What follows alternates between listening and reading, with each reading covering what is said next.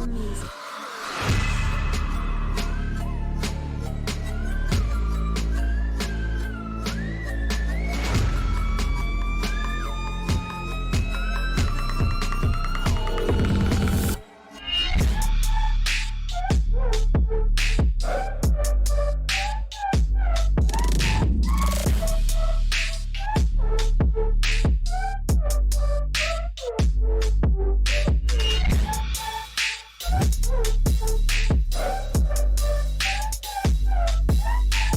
Down music.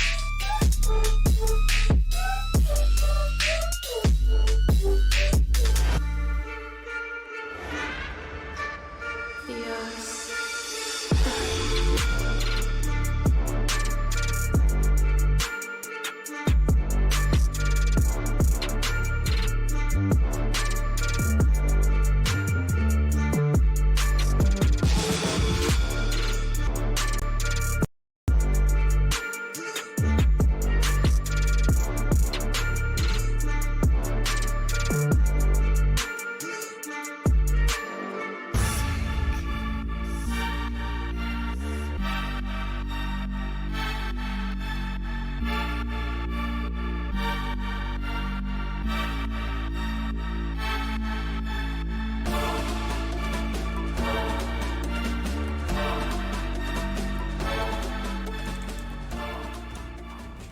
Hello, folks, and welcome to the Friend or Foe series, day number 6 of the Heroic League. I am Sharugan, and today I have with me our very own Torres. Hello. Hello. Hello. Hello. Sorry, it sound pained. I'm not, I swear. Come on. You gotta match the energy, man, because this is... I'm here, man! I'm here! This is Team Falcon versus Team Sword that we have coming up right now. Falcon had an unfortunate showing yesterday, trying to take away our Universal Basic Income and failing to do so, which I'm happy about just because of the fact I do not want to lose my Yumi. I love Yumi. That kitty cat can go everywhere with me. And then on the other side, Team Sword did manage to pick up a win, and their play yesterday was actually quite impressive. Yeah, their play was pretty impressive, picking up another win on the board, making this a fairly even matchup as the score goes to say, but we'll have to see how it comes down to gameplay.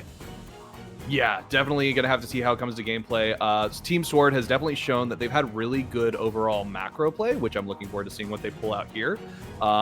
Right off the bat, we have both sides picking their junglers, kind of showcasing exactly what we should be expecting to see. We've got a Hecarim, which means we're probably going to see a dive comp coming out of FEC. We've got a Skarner, which I've been loving seeing so much more Skarner lately just because of the utility of that ult. And it's hilarious to see him take someone from River, drag them under the enemy tower, and just start getting pummeled before they even come out of that suppression. Yeah, I mean, talking about the jungle pick, like the Skarner, I think Skarner, being a jungler myself, I think Skarner is a great jungler, being with the volatility and the way you just work around him with the River and the ultimates, especially in the early and mid game, if you can get picks, especially with pairing up with this LeBlanc. If they can get early kills on the LeBlanc, she should be able to snowball her lead against the Sylas in lane, which I assume she will have the aggression against. But, like, it's easy to get caught up in this meta of the jungle, where it's just Hecarim, Udyr, Lilia spam on repeat. There's just a lack of skill expression, and I can't wait to see what our junglers do once the meta has shifted over. I completely agree with you on that. And then we've got our mid lane and bot lane picks coming out as well. Having Sylas on your team is definitely nice. I don't see a lot of ulti opportunities though coming out of Team Sword for him to steal. I mean, you do have Sivir's speed boost and you have the Skarner suppression, but I really feel like I would rather pick him into something like a Malphite or even a Hecarim on the enemy team would be preferable. Yeah, I mean, definitely that's how that works. Sylas is always like, you always want to steal optimal ultimates, but from what I'm seeing on the side of Team Sword, while they're not great ultimates, they're good enough.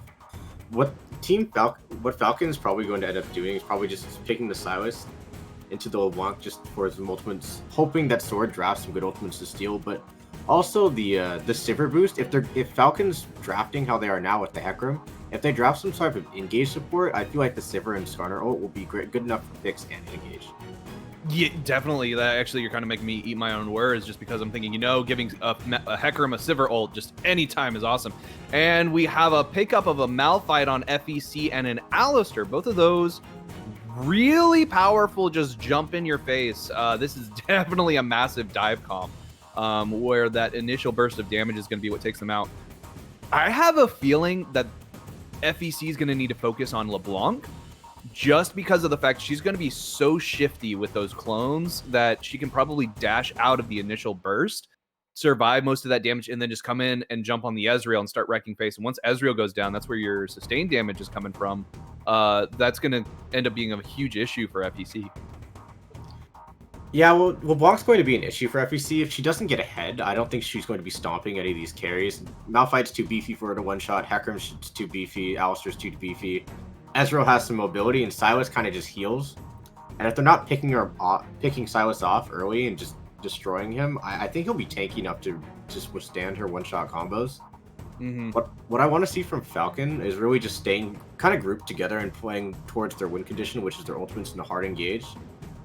But from Team Sword, you're probably going to be looking for outnumbered fights and picks.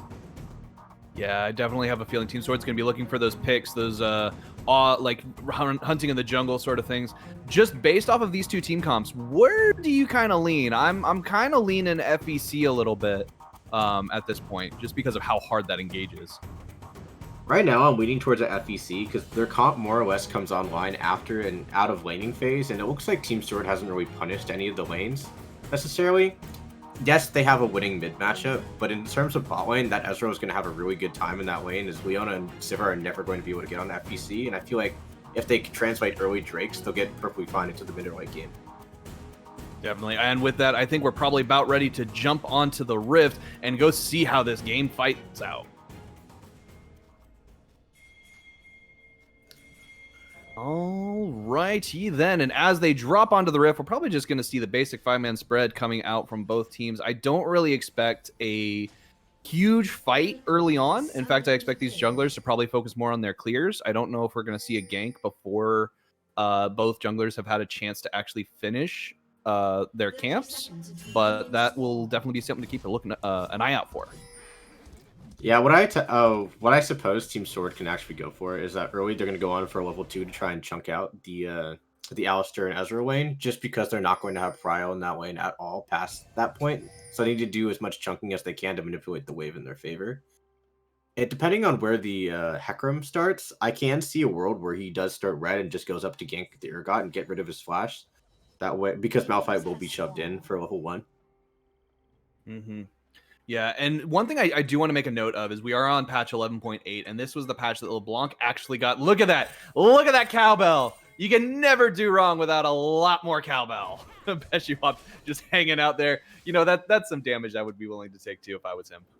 Yeah, I mean, eating the Q for the cowbell, I mean, I'll take that any day. What I was going to say is that LeBlanc actually did receive a slight buff this patch. Her Sigil of Malice Q was actually increased. The base damage was pumped up about 10 points, causing the total damage to be bumped up about 20. So in theory, she is in a pretty decent spot, but I have a feeling that just the amount of damage, see right there, we've already got the fancy footwork coming out from LeBlanc doing a lot of damage and able to just get in and out like crazy. Yeah, something I want to point out, though, is that I'm not that all caught up with Urgot builds, but something that I wanted to point out was that Urgot ended up taking Press the Attack. That is kind of interesting. I kind of like it just because of the fact that with Press the Attack, you're going to be getting that extra damage after getting 3 auto attacks, and I believe his shotgun knees actually count towards auto attacks, but I'm not entirely positive. We'll have to watch for that interaction. I'm pretty sure they do. I don't know if his W does it, though. Yeah, well, W just resets the shotgun knees, doesn't it? If I'm remembering correctly, I could be remembering his ability wrong. They replenish after a set amount of time because you have to walk in a circle around. Yep. But... Oh, we got a nice bounce engage right there. This is before Sivir has a chance to get her spell shield. That's going to be a heal coming out, but not a kill. Yeah, I mean, it looks like Falcon Esports did the opposite of what I expected the other team to do, where they just took the aggression, Team Sword, kind of just playing it a little passive, knowing that they're gonna have to submit to this lane because whenever Leona goes in with her devastating charge and stuff, with her E, she's never going to be able to get on top of the Ezreal due to Ezreal's E and also the knock up and push back from Alistar. Yeah, get it. So Leona's going to have a real rough time jumping onto the Ezreal with that Zenith Blade. Though if you can anticipate, there's actually a couple of ways you can use it. It's there's this actually interesting interaction where you're able to buffer your stun. Oh, right there. We got another bounce up and just outside of tower. So he's not actually having to worry about getting any tower shots. FFS3 doing some work right there. What I was going to say is you can buffer your Q and your ultimate as Leona when you're flying in Zenith Blade. Right here, we got a nice fight going on. Haps is about to get a little bit ganked. That's going to be a stun coming out. This could very easily be first blood as that gets cleaned up and Skarner takes it. Yeah, I mean, pretty well done pathing up from the Skarner. Both junglers decided to take a full clear route, but Skarner having the early pressure, having a little bit of a faster clear than the Hecarim, got the early crab. Hecarim noticing that decided to take it back, but probably didn't translate to his top laner, not telling him that that Skarner was open to a gank as he was that far pushed up in the lane. It ended up being punished for it. Yeah, he got himself a little punished, a little bit overextended right there. I feel like Haps was also baited in a little bit by King Gator's low HP bar, where he's like, oh, I'm winning this fight, and then boom, Triple F's cam just comes out of nowhere. Yeah, but on the translated side, it looks like Skarner has decided to take a little bit of a late recall, and now he's being punished for it a little bit. Well, not as much as he should be, but Hecarim, it did take the spot Scuttle Crab, but he also could have taken the Gromp. But again, just a personal opinion, I would have taken the Gromp, but knowing that the bot lane was close there, it could have been a risky move. There's a little bit of a misengage right there by Jovichu. Having to burn the flash. Yeah, he has to burn the flash after getting hit by that Kingbreaker. That's going to be, okay, so the way this mid matchup is going, I have a feeling that, we're getting a nice little roam by Ollie. Ollie is spotted by that control ward, though, so that's going to probably cause him to fall off. Meantime, bot lane, FFS3 going in with the flash, jump up, but that is a nice spell shield coming out of Sivir. Avoids getting knocked, but does still get knocked up. That is an ignite coming out. I don't know if that's going to be enough, and it's not going to be near enough as he's going to survive that ignite. Yeah, I mean, it was a much-needed roam from the Leona due to the having no pressure out in the bot lane. Noticing this, maybe able to translate something onto the mid lane gank. I think if LeBlanc still had flash and hadn't taken that unfavorable trade, they at least get the Silas flash. So it was a good look from the Leona. But in doing so, the Sivir thought she was safe due to the spell shield and ended up having to force her flash. And if she didn't flash there, that was definitely a kill onto the Ezreal. Yeah, because flash is down, heal's not back up quite yet. That is going to be a flash out of the Alistar, but he's got Hex Flash available, so it still doesn't mean that they're free from engages, and Ezreal still got all of his escape tools as well. So my guess is that what we're probably going to see is Hecarim's going to finish his clear here. He might be looking to gank King Gator, but the wave is going to be crashing into King Gator's tower here shortly, so that's not going to be really that big of an option for him. We do have... we got another engage down here in the bot lane. This is just going to be a fight over and over and over. That's a nice stun coming out onto the Sivir. Fix your fart's probably going to go down here in a moment. There we go. Lots of damage coming out. Leona trying to do as much as she can, but is not quite able to. Going after the Ezreal, trying to get damage. That is a nice save by the Alistar for the Leona, avoiding the Ezreal Q. This fight's basically just going to be a cleanup at this point. That is a nice flash. 9 amounts of damage as Ollie picks up the kill. I mean, it was a good look from Ollie. Just hits him relying a little bit too much on the Conqueror healing. And the Leona just flashes in, takes the 1-for-1 instead, the 2-for-1, mind me. Yeah, and that's the thing. Leona early game definitely has a lot more damage than most people expect, especially with that stun.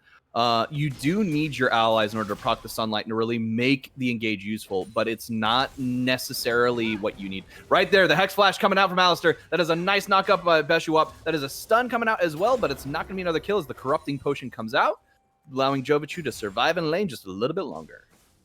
Yeah, I really like the proactivity from both of these supports, especially while playing a little bit more forward lane, having that early. Yep, we got to interrupt you right there. We got a gank in the top lane right now as Haps has to ult out just to avoid getting killed. Leona was moving topside as well to join that fight.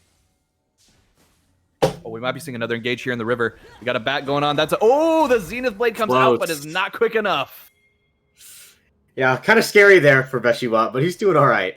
But it looks like they want to redive on topside. Look at this. This is what you just love to see, is your jungler coming and re-ganking your lane multiple times in one round. Nice pull but- on the minion wave too. Of course, but with that, the push and pull happens, and it looks like Falcon Esports picks up the Drake on the other side of the map. Now looking to set up a dive onto the Sivir. Yeah, they're going to set up this dive right here. They're already trying to clear out that wards.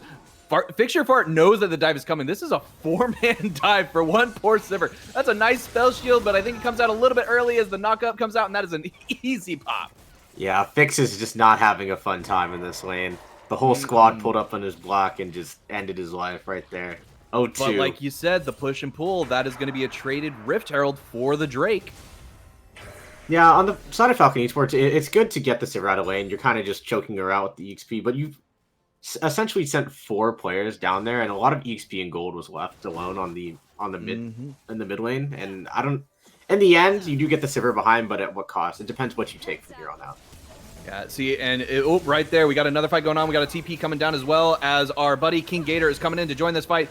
Fixture Fart is going to go down. Sorry, there's another TP coming down as well. That was a good Zenith Blade from Leona and a shutdown going over to King Gator.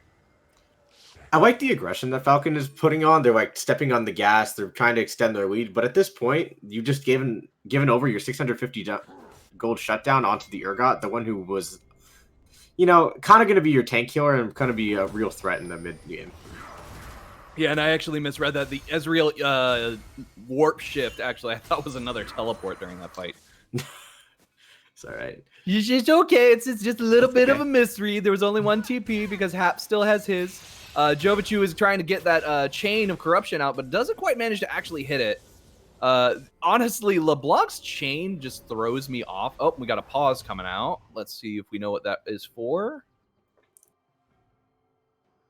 As we figure that out, we can talk a little bit more about the lane states. It seems like bot lane's a little over Sivir, and then we're going to have to wait and hope for late game. Try to get as many plates as they can every time that Alistar goes up to roam, essentially be playing that 2v1. And I would like to point out that Ezreal's score is quite nice. Oh, 1 day late, my friend. 1 day late. 1 day late, but it was 420.69, so I think that made up for it. Of course. So, just saying. But either way, we have a yeah. So talking about those lane states, I think the thing is with Sivir though, you don't really have to worry about falling behind too much because yeah, it's going to be really unfortunate not having her available for those team fights come mid game. But she's just going to basically power farm, hit that 500 CS marker, and it's not going to matter. Yeah, I mean that's essentially the way that Spear is going to play at this point because Sivir is way too behind in items and damage. She's really only there for. She's really only an R bot because she can't even wave clear effectively at this state of the game because she's so low on items and damage. Jovichu taking a nice engage, but Beshiwap is also coming up to say hello. I think Jovichu knows that Beshiwap's probably come to say hi. They are aware that Alistar is missing and with how much he walked over a ward. Oh yeah, there it is, right there in the middle of the bot side river, right there. Yeah. Ooh, that is a nice pull-up back by King Gator. He's putting out a lot of damage on this Haps. Haps is running away to his horsey man trying to get saved, and I think King Gator's just gonna... he actually doesn't know that they're there. Actually, he does because that control ward's not in the bush. Yeah, I mean, at this point, you don't want to... Due to that shutdown and the base damage of the Urgot, I will take it back. I can see why Urgot's run this, press the attack rune. He just destroyed that Malphite's health bar. Oh my gosh, it just went away so quickly. And Malphite is known for having a lot of armor when he's got that shield up. But without that, we got the Sivir ulti coming in right there. You said she was an Arbot. That's exactly what it is. That was a great Zenith Blade with a nice drop. And down comes the ultimate from Leona. That is going to be Fixture Fart slaying Paytime 3. That was really well done. It was well done, but also to give some critique, I think that Paytime was just a little bit too greedy with his Arcane Shift. He also had Flash. I mean, and no, I don't think he saw imminent threat due to how far behind or how ahead he was in the lane since his last death. But I mean, giving over that kill and giving over the plates to your Sivir allows your enemy to catch up like that. And overall, I think it was just a little bit greedy from him. It was a little bit greedy. So the interesting thing about both the Arcane Shift and the Leona Zenith Blade, once they've been activated, they will go through. So in the sense of Zenith Blade, if it hits its target, she will still dash to it, even though there's a 0.5 second dash. So because the Arcane Shift came out a little bit late, there was a tiny little channel that's right at the beginning. She was able to follow him to that location, stun him with the Daybreak. Down comes the ultimate, and that just allowed the rest of the team to come and clean it up. And I think that 4-man gank was a little bit of revenge for the Sivir dive. Yeah, of course with that play, the Zenith Blade does interact like that, but also something to note was that Beshi Wap was right next to it, and if you just W on Alistar, the Zenith Blade will get interrupted if you Q. This is true. This is very, very true. All right, Jovichu. Again, I don't know how people play LeBlanc. I just get dizzy watching, much less playing. Yeah. Mid lane is a mystery to me. It's a different role from every other role. You can say that jungle is because they're not in a lane, but no, mid lane is a beast of its own. It is such a beast. Oh, look at that dodge by Jovichu, putting on the fancy feet, avoiding the Alistar Q. Oh, that was just absolutely beautiful. Yeah, at this point, Beshi Wap is really just taking on the role of jungle as he's ganked way more than any of the other junglers. He really has, and honestly, that's kind of where you want your supports to be if they're Leona and Alistar. Those champions really do their best whenever they're roaming. However, one thing to look at right now is both Leona, Ollie, and Beshi Wap are both level 6 because of the EXP difference. That puts them down 3 levels at their nearest marker, like the closest level. Yeah, something I want to point out, though, is that like even with the non-proactivity of the junglers, the Skarner's gotten some ganks off. And the Hecarim has really just been down to power farming and moving around and covering lanes. But the one thing they have been working on is due to their shoving lanes and moving around and gaining these advantages, they're able to pick up 2 Drakes early. They are able to pick up 2 Drakes early, and I kind of want to disagree with your statement of the junglers not doing too much, because I think they've been doing a whole hell of a lot whenever you look at the amount of work they're putting into the enemy jungles, sorry. We've seen Hecarim invade multiple times on the bot side, Skarner taking advantage and invading on top side. So we're actually seeing a lot of vertical jungling rather than the traditional horizontal, which is really kind of playing to each of the team's strengths. It's allowing this Urgot to basically kind of have free reign to push up because Hecarim's never top. Doesn't have to worry about those ganks, but this is going to result in first tower in the bot side going over to blue team. Yeah. They both had really good objective control. Look at that, just missing. King Gator does not manage to actually snag Haps. He is still going to force the flash out. So I don't know if that was necessary, but probably safe. I mean, better safe than sorry. As we're speaking right now, due to him flashing underneath his turret, the jungler and the ADC from their side are able to counter jungle his. Basically, essentially just taking away a couple camps, forcing the Skarner to either base or take the Herald as he's doing right now. Exactly, and that's the thing. It's like we've seen that was 2 Drakes over to the side of Team FEC, but we've had 2 Rift Heralds go over to the side of Team Sword. Yeah, I assume that that Team Sword is essentially just looking to build up their server, try to get a core item before this next Drake fight, because when Ezreal goes home, he hasn't faced ever since getting that tower. Ooh, it's a good attempt by Beshi Wap to knock up the Jovichu before he manages to bounce back, but doesn't quite hit it. Not quite. But as I was saying before, the Ezreal is going to be on 2 component items soon, and if they decide to fight it, this 3rd Drake, Team Spear might just lose it if they don't end up getting a pick early. Team Sword might. Yeah, you're absolutely right. I have a feeling that from a team fight perspective, FBC's totally got this in the bag. And so Team Sword is going to have to play it really careful for those objectives and basically kind of set them up ahead of time with those picks. Yeah, essentially they're going to be using that for the picks and trying to push out their lanes. It's kind of hard with the bot lane already losing their outer turret, but something they can use to their advantage, the one thing that they have over Falcon Esports is really just, 1, their pick potential, and 2, the Herald that's in the Skarner's inventory right now. Yeah, if I was the Skarner, I'd probably drop it topside just like he's about to do here.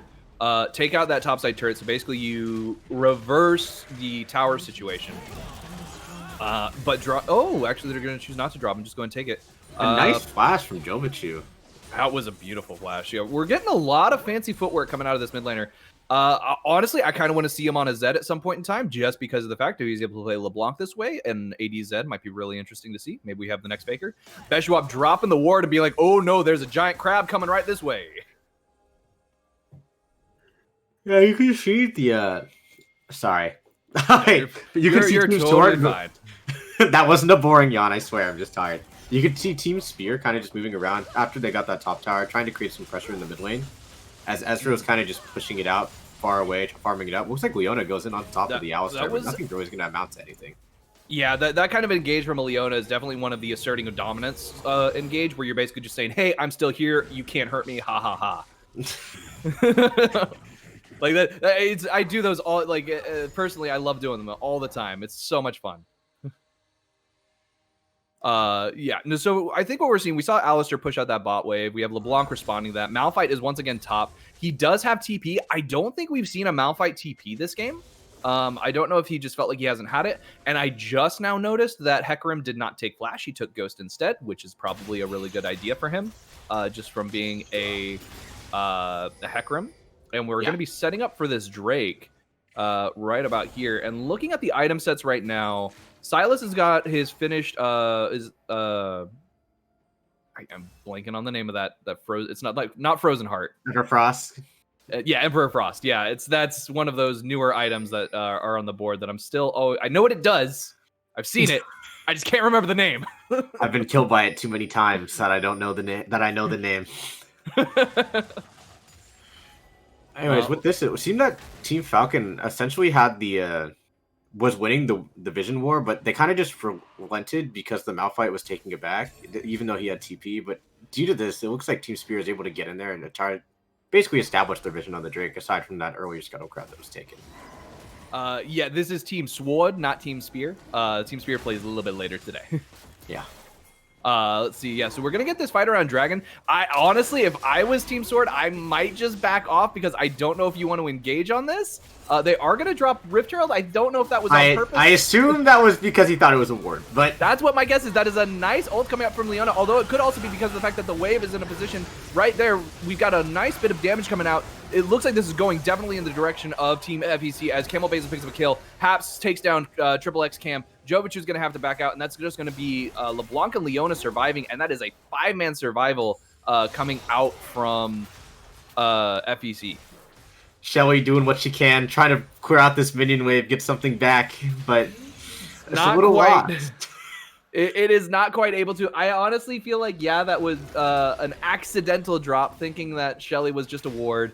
I did like the idea, though, of dropping it to kind of be like, hey, we're dropping this ward here to take your bot turret while we're taking the Drake. But Skarner should have gone a little bit lower and dropped it like right under tower for that. See, what I would have liked to see from Team Sword is that I talked about this like a couple minutes earlier, but due to the Skarner having the Rift Herald, what I had essentially thought, I would have liked them to set up the mid wave so they could put the Herald down and force someone to clear that. And even if someone doesn't clear that, you at least get a tower or tower damage, 1 or 2. But from Team Sword's perspective, mind me, they have to get a pick, otherwise they'll just get run over just like that. They have to split up the team, take outnumbered fights, or they have to get a pick. Otherwise, they're just going to get run over by the team comp from Falcon Esports. Absolutely. I feel like what they've got to do is they've got to get Jovichu on a side lane, get him on a flank, so that basically whenever the hard engage comes out from the Malphite and the Hecarim, those guys trying to dive into the back line of Team Sword, Jovichu comes around the back, jumps on the Ezreal, pops the Ezreal, which takes away a lot of that AD damage. Then you have to worry about the Silas, but basically you remove that primary damage threat, opening it up. Right there, that is a lot of damage coming out from Paytime. Doesn't manage to pick the right clone. And this is going to be an early Baron call coming out from FEC. I think this is going to be an easy thing for them to take. Yeah, this is a great idea, actually, just chunking out the mid laner from the Ezreal. Ezreal essentially chunking out the mid laner, forces it back. The Silver's on the bot side of the map, and I mean, Falcon Esports with a great call just to start this up. Even if they weren't going to take it and essentially go for a 50-50 flip, with the amount of engage they have, they can essentially just go for a trade. Ollie is looking for something right now. He's trying to time it. I'm going to guess drop an ult right there. Comes down just a little bit early. Scary. A little bit early as blue team does take the Baron with the smite, although they smited early as well. Yeah, I mean, that was a little scary. Did drop down to 40 HP, but I mean, takes it home in the end. And it looks like Falcon Esports is going to look to... Oh. Uh-oh, looks like Paytime has DC'd. Reconnected. Let's see if we get a pause out of that one. Maybe so. Looks like Riot server is actually doing some work here, disconnecting Paytime. You know, a little bit of detection issues. Has the DDoS. His scripts were kind of detected. Just a little bit, So talking about the game state right now, what I do like is while Team Sword is on the back foot, they are having these lanes pushing into them. I feel like that's an advantage for the Sivir because of how well she can farm under tower. So it will give her an opportunity to get these waves close to the tower so she can actually farm safely. But at the same time, with this Baron buff, basically means that unless she's protected by most of the team, is at a risk of getting ganked and just completely obliterated. Yeah, I mean, what we're seeing from this Baron buff is pretty standard. They took all the outer turrets already. Well, the last one they just grouped up for the top side of the map. The LeBlanc is this is what I was talking about right here. We got poor Fixture Fart getting caught out as a 5-man gank is coming in. That is a flash coming out, an ulti coming out as well, staying just ahead of the Hecarim ulti as well. Oh man, that almost turned out very poorly. Took all the summoners just to get Fixture Fart out of that situation. Yeah, I mean, Fixture Far is kind of just praying to his lord, hoping the Alistar missed the WQ combo. He ends up doing so, having to build the ultimate flash, and both the summoner spells and the ult. But I mean, looks like an opportunity for... We do have a nice fight coming out right here. That is a missed Urgot ult as King Gator starts to take a lot of damage and gets taken down. Spell Shield is up on Fixture Fart, but they're not getting hit, so it doesn't actually pop and go for their advantage. Skarner gets blown up in the backline at the same time. While there's a double kill coming out onto the Ezreal, we've got Wild West Wild trying to go out on the backline, gets stopped by the Leona Daybreak, and gets punched right in the face by the shield. That is a playtime taking down Leona, and that is going to be a rampage going over to paytime. Yeah, I mean, Teams Sword really just looking for a good fight. After using all those ultimates and cooldowns from Team... We got a Hex Flash over the wall. That is a nice spell shield coming out from Fixture Fart. There's a lot of damage, though, and that's going to be a stun, and they are going to be able to get out. Yeah, pick up that tower and leaving the inhib for later. Pretty good. I mean, just playing it a little bit safer as the respawns are coming in from Team Sword. I mean, overall, that fight goes in the way of Falcon Esports. Did look a little scary from the beginning as Alistar was kind of in the back where Betsy WAP wasn't able to engage. But I mean, eventually gets there and are really just charging over to the soul. So one thing I do want to say is, like, we've talked about this already, but I love the aggression that we're seeing coming out from both Beshu WAP and Ollie. These two supports, Leona and Alistar, thrive in aggressive situations and look like we're already setting up for another fight around Dragon Soul. They know that it's coming. Beshu WAP trying to set up vision, but is just going to get control warded out. In that sense, we've already got an engage right there as Ollie goes in on Wild West Wild. We got a knockback by the Hecker and push them all in. That is a huge knockup. That is perfect. A nice moment. This is absolutely perfect for FEC as they just managed to completely wreck face, wipe out the rest of Team Sword. Yeah, I mean, if you're Team Sword at that point, I think you're just... That's a little bit of a frustrated engage, but I mean, at this point... Okay, I thought that was going to happen a little bit sooner. Just but... Yeah, I mean, instead of they're gonna go get the inhib and then probably rotate back for the soul, or maybe even go for an end. Just try it, maybe get 1 or 2 turrets. But I mean, think this is an end because the next person is not up for another 7 seconds, and it's only a Sivir who is behind. So this is actually a perfect opportunity for FEC. They just go straight for these towers. They're gonna rip right through them. There's not gonna be much that this Sivir and Leona are gonna be able to do because as soon as Leona goes in like this, they're just gonna get knocked up. They're gonna get stunned. They're gonna get bounced around. They're doing use the Eclipse, try and hold it off as long as possible. They do manage to get a hold off the fight as LeBlanc comes up and Jovichu basically threatens Hap's life because he's got no health. Yeah, I mean, a little bit of a botched final push is a little bit unlucky, so to speak, too, because as soon as Falcon Esports went for the turrets and the Sivir, they diverted their attention and didn't realize that there were 3 minions left and the whole wave wasn't close enough for them to actually do any tower damage. But I mean, in the end, you win the team fight, you get an inhib, you get a Nexus tower, and you pick up the soul. I mean, there's not much at this point Team Sword can do. There really isn't. At this point, it's basically FEC just trying to play it out. Team Sword's got to look for those picks. They've got to try and find something for them to use. But at this point, if I was FEC, I wouldn't go anywhere without being a 5-man and basically make those picks impossible. Yeah, I mean, that really was the win condition for Team Sword, outnumbered fight and picks, and it just, they're taking on straight 5v5s, and it's just not working out for them. It really isn't. They need to be getting those, the LeBlanc and the Sivir both need to be put in those side lanes, trying to shove them out.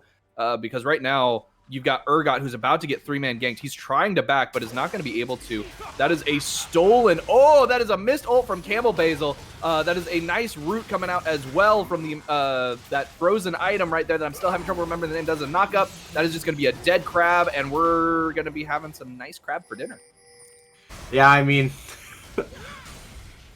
Silas essentially stealing the Urgot ult, kind of having a no-you statement there with his boys right behind him, kind of just riding the Urgot all the way to the cemetery and just ends up dropping. Pretty much. Like, that was very much a... There was nowhere for poor King Gator to go in that situation. Yeah, just a little bit too far pushed up, but I mean, for his death, not like he... to be fair, it's not like he cost that much gold, or we just essentially just shoving the wave out so they can't get the top side inhib. This is true. Shoving that wave out. This is going to be Hecarim having free reign, Wild West Wild having free reign of the Wild West that is the Skarner jungle. Right there, we've got LeBlanc, Jovichu trying to go in on this. Wild West Wild threatening a dive. We've got Paytime coming up from the back. That is going to be Ollie caught out, knocked around. That is a missed ultimate. This is going to be a poor little Leona just getting taken out instantly. His poor man's head is spinning. Hecarim popped that E, and he just didn't know where to go. Ollie tried to Ollie, but he couldn't actually get anywhere. Yep. Well, not true. He went to the grave. He did go to the grave. At the same time, so basically with the way this game is playing out, I have a very strong suspicion that they're just going to get this Baron buff right here. Haps is in the bot lane, just kind of doing Malphite things, pushing that wave out. He's able to kind of duel this Urgot, and once the Baron buff comes through, it'll be that much easier for him. We've got the rest of Team Sword up in the top lane, trying to shove off the rest from that tier 2 turret, but aren't quite able to.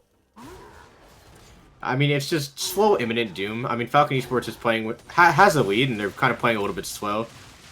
But I mean, they know what they're doing with this. They're kind of just stacking waves, drawing. You can see it right now. The Malphite is sinking the wave up for the top side, and he's just waiting, just essentially waiting to get that inhib push, as the middle inhib is still down. Exactly, because that middle inhib is down. You've got the Sivir pushed away over there to just try and keep it from crashing into the final Nexus turret, but you've already got a siege in the top lane from that Baron-empowered Canyon minion just slowly chipping away at that tower's health. And you can see Alistair kind of just having fun, just walking around, just threatening wherever. He's sitting in the mid lane, going to go support bot or top at a moment's notice. Exactly, he's ready for that. We got a suppression coming out both from Silas and from Skarner. That is going to be a dead Skarner as poor XXX Cam gets taken down. Leona drops an ult, but nice knockup. That was a great knockup. That is going to be 2 taken down as Camel Basil goes on a rampage. You got LeBlanc on. That is a spell shield popped on Fix Your Fart. This is going to be 3 inhibs down. At this point, it's just a slow gasp for breath coming out of Team Sword as they're just fighting for every inch, and FEC is just taking it away.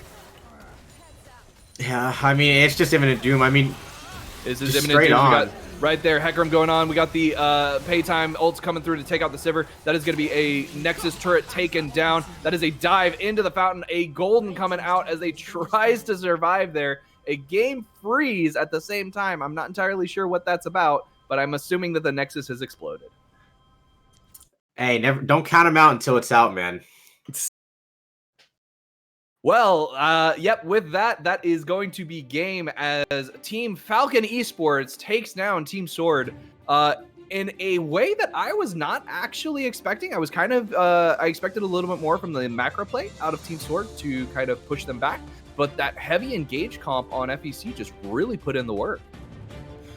Yeah, I mean, the shining part that I want to show, like I want to highlight, is Ollie on the team of Team Sword. He was making good roams. And he was playing as much vision control as he can with losing lanes. I'd like to see more of his synergy with it, working with his jungler to try and make these roams, and try to translate their lead kind of like on the mid and top side of the map. As it seems like their bot lane's struggling a little bit. But I mean, from the side of Falcon Esports, it was very good macro play, but also their team con. It just showed the team con difference. The teams were just playing to their composition much better on the team of Falcon Esports, whereas Team Sword was kind of just taking their comp, taking a Pix comp and a poke comp and turning it into a 5v5 comp. Yeah, it definitely felt more like a little bit more of a coordinated team versus a solo queue team this time around. I'm not, we obviously don't have access to the comp, so we can't know the exact specifics of it, but let's just look at that damage coming out of Ezreal. That's just absolutely insane and kind of ridiculous just overall. Just completely eclipses all of Team Sword. Yeah, of course. I mean, Ezreal was a major damage dealer, but without it, I feel like the supports were the X factor on both of these teams. Yeah, absolutely. We had a lot of great engages coming out from both Ollie and Beshiwap. It was just some beautiful roams as well. And I think that they cannot be discounted, and both of them really put in the work and kind of made this game. With that, I think we're ready to take a quick break. Then we'll be right back with an interview. Don't go away.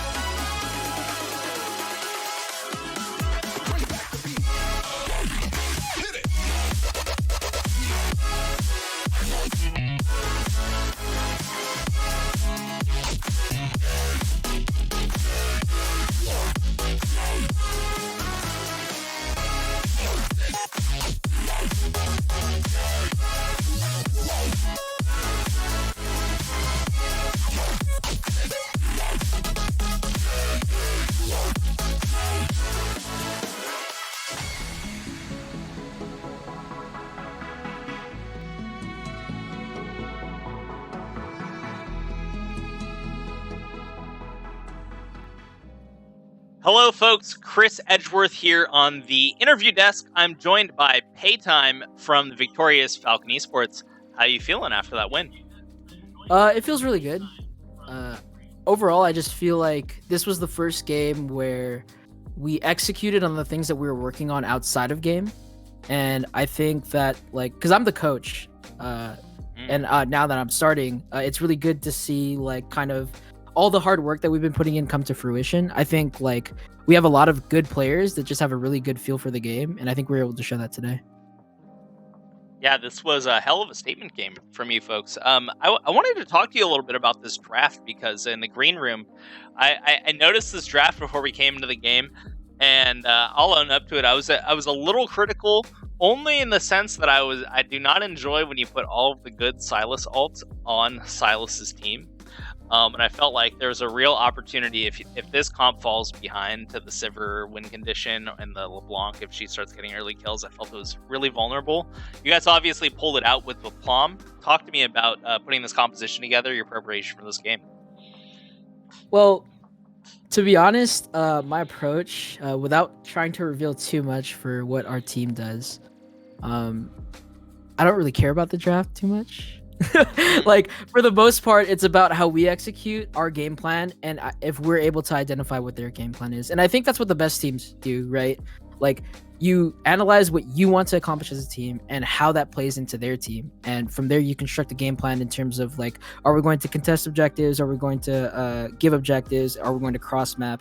And I think, like, throughout the game, you were able to see that even though it seemed like they were also trying to accomplish what they wanted with a lot of the Leona roams and with a lot of their strong side, top side play, we were still able to execute with our comp. And I think that just shows our communication, our preparation, and our synergy as a team.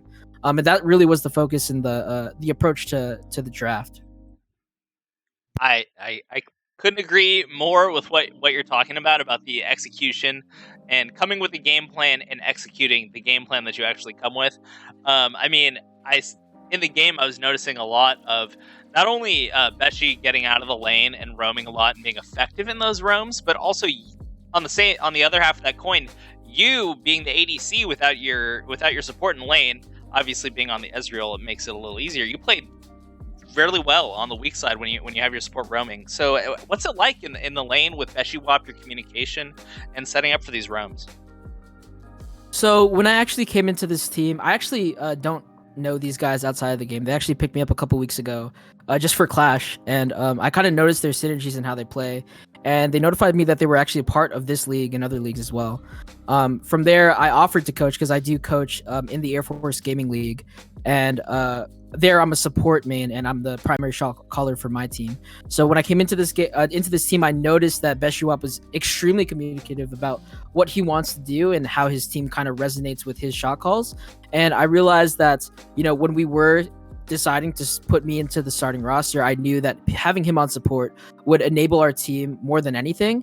And I think as a support main myself and as the person who's kind of taking the reins of ADC, I feel like I can do so much more as not just the coach, but as like a primary shot caller coming from a different team to enable him even further and to give him the confidence to execute in the way that he did. And like, it's like I said earlier, I think we really showed like so much of our strengths in this game. And just like as a support man as well, having the knowledge to know how my ADC wants to play when I'm roaming, I was able to just apply that here and it was actually really easy. So yeah.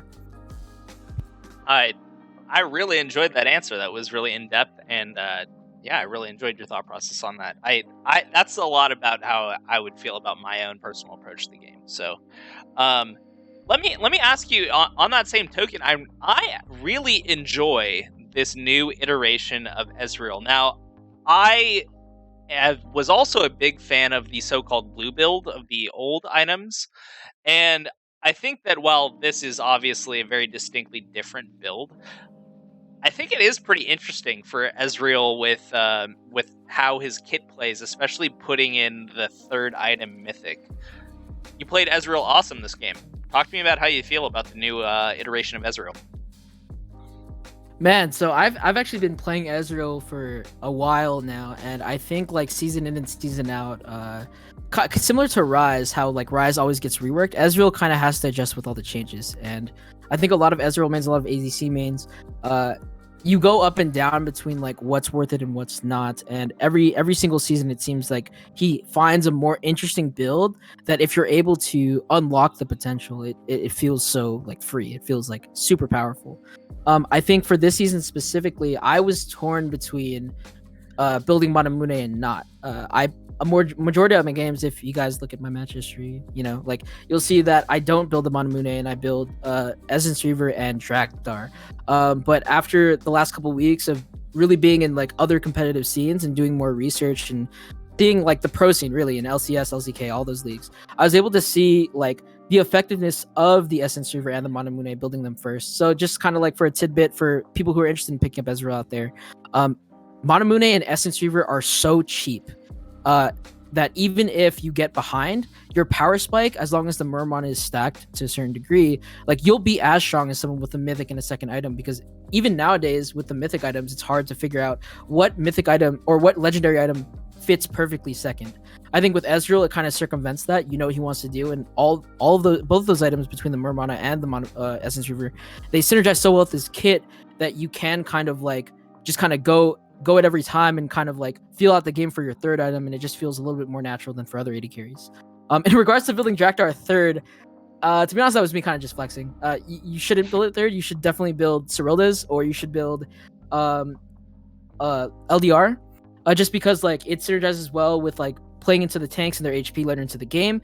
But I definitely felt that at that point, the fact that I was able to get the Drakthar right off, it put me in a situation to, even though I'm buying it, like it doesn't really mess up my scaling, and it allows me to be in a position to where if I do get a kill, I get the invisibility, which is huge against their team comp. So it kind of goes again with what I was talking about before with how we want to execute with what our comp wants to do. I think I was kind of playing into that. I was buying into that, and it was really fun because the invisibility and the passives and everything that comes with the new mythic items this season, I was able to kind of showcase that and show how fun Ezreal can be with all the different builds. So yeah.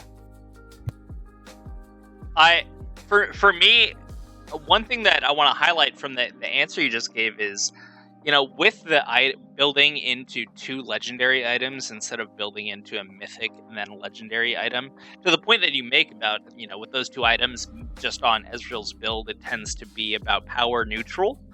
For those people, it's a cheaper build, and the power spike is much more linear. It's not disjointed where you have to have the gold to complete a mythic to get that equivalent power spike like you would with other champions. So I'm really a fan of this build. There's other champions. I pointed it out. Onbo building he built the Zanya's first item on a Swain. It's you gotta find, well, a lot of these new items, I think you just gotta think deeply about what it is that you're actually trying to do with the champion that you're playing, and it's like, do I really need this mythic item first, or does it need to be a part of what I'm doing? So anyway, that's my little soapbox. I really enjoyed your explanation about your approach. Paytime, thank you so much for joining us on the interview desk. Any final words before we go? So shout out definitely to my team. I've only been playing with you guys for like the last 3 weeks, but like, the vibes are there. It's been really fun, and I think like this is really like what these lower end pro-am competitions are about, right? Like finding people that you can like really work with and improve on. And it doesn't mean we're gonna get challenger this season, right? But like we're improving and we're doing it together, and like I feel like we're having a great time with it. Shout out also to the Air Force team. Like they kind of really accelerated me in terms of like my development as like a coach and as a player, and I think like that has enabled me to do what I can in this tournament and in this series. And like also like shout out to the community in Furtherfo esports. Like it just seems something that's like really developed, and even though it has a small community, like it's so awesome to be a part of, and like to see everyone being so enthusiastic with the amount of viewers and all that is just a really awesome thing to be a part of. And then one last thing, I've been told that people are trying to get upgrades for their mics, and apparently this mic sounds amazing.